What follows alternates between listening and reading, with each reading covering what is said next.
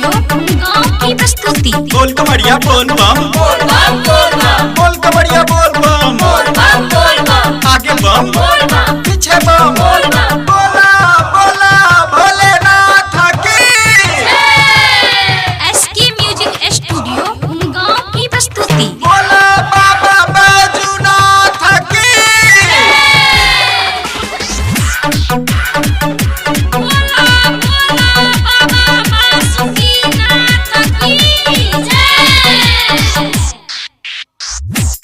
ऐसे भांग भर गाजा, बाबा है कैलाश के राजा, गंगा से जल भरना है, पैदल चलते रहना है, हमारी मांगे पूरी करो, गाजा भांग फ्री करो। बोल बम डीजे पर बाजे, झूम कर मैया नाचे।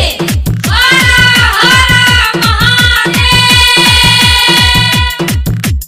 बोल कमरिया बोल बम, बोल बम बोल बम, बोल कमरिया बोल बम, बोल बम बोल बम। एसके म्यूजिक स्टूडियो गाँव की प्रस्तुति।